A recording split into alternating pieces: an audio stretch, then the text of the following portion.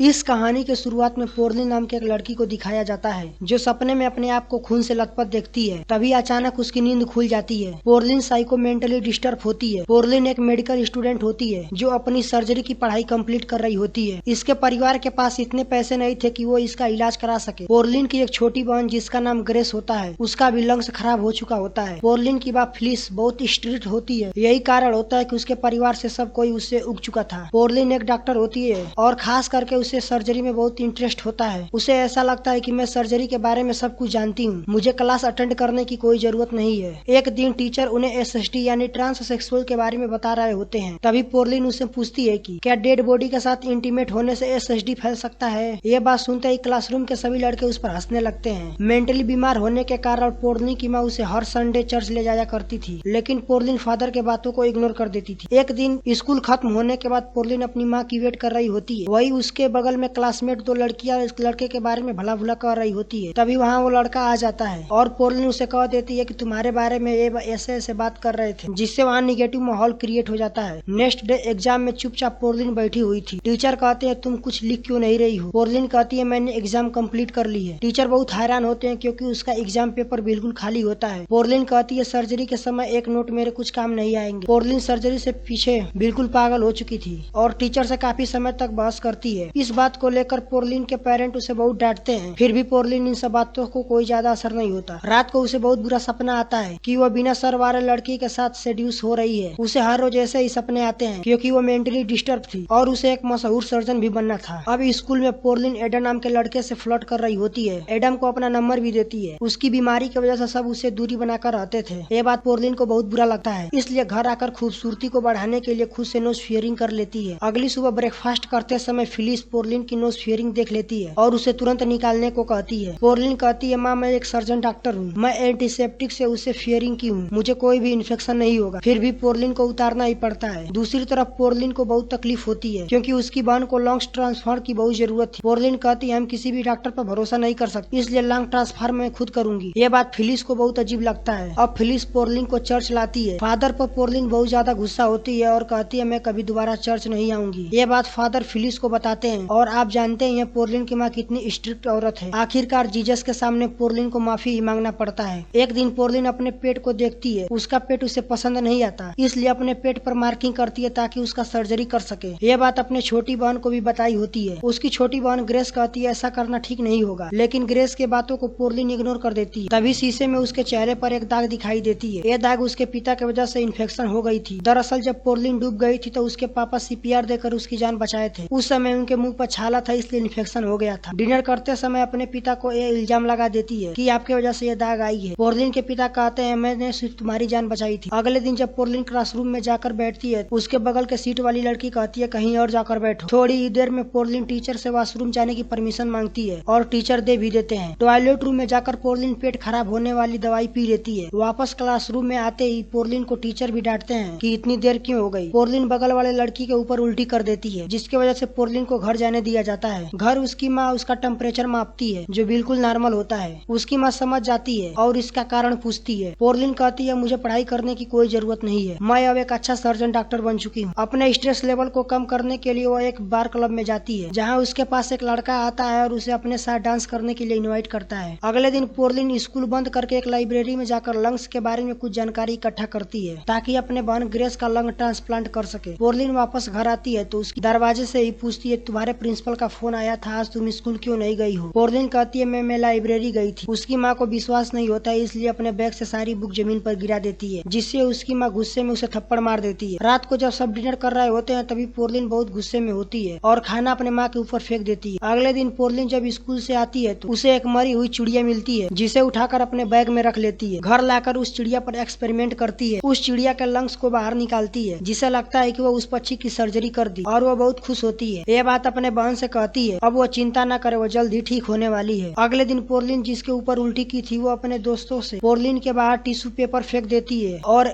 Spray से गाली भी लिख देती है। अगले दिन पोर्लिन गुस्से में स्कूल पहुंचती है और उस लड़की से मारपीट करने लगती है। इसके इस हरकत से प्रिंसिपल उसे स्कूल से सस्पेंड कर देते हैं। जाते जाते पोर्लिन कहती है कि मुझे भी स्कूल से कोई भी जरूरत नहीं है। एक दिन पोर्लिन अपने माता पिता से बात कर रही होती है और कहती है कि डॉक्टर ने कहा है ग्रेस के पास ज्यादा वक्त नहीं है, अगर सही समय पर उसका इलाज नहीं कराया गया तो कुछ भी हो हो सकता है। और ये सारी बात पोर्लिन सुन लेती है और उसे बहुत बुरा लगता है। अब पोर्लिन फैसला करती है कि मैं खुद की बहन को ट्रांसप्लांट करूंगी। रात को सबके सामने पोर्लिन सबसे माफी मांगती है और कहती है आज से मैं एक अच्छी लड़की बनकर रहूंगी और सबसे बातें मानूंगी, जिसे सुनने के बाद सब बहुत खुश होते हैं। लेकिन इन्हें पता नहीं होता है कि इसके दिमाग में क्या चल रहा है। अगली सुबह पोर्लिन कहती है कि मैं किसी काम से बाहर जा रही हूँ, तुम अपनी छोटी बहन का ख्याल रखना। पोर्लिन अपने पड़ोस के एक लड़की से अपने घर बुलाकर उसे बेहोश कर देती है, फिर केमिकल से अपनी छोटी बहन को भी बेहोश कर देती है और अपने सिर के सारे बाल काट देती है ताकि सर्जरी करते समय उसके बाल उनके बॉडी में न चला जाए। फिर गैरेज में ले जाकर उन दोनों का लंग्स को अदला बदली कर देती है। तभी उसकी माँ वहाँ आ जाती है और देखती है कि अपनी बहन की वह सर्जरी कर रही है, लेकिन ये दोनों मर चुकी होती है। और इसी कहानी के साथ ये मूवी खत्म हो जाती है। अगर वीडियो आपको अच्छा लगा हो तो चैनल को सब्सक्राइब करना ना भूले। जय।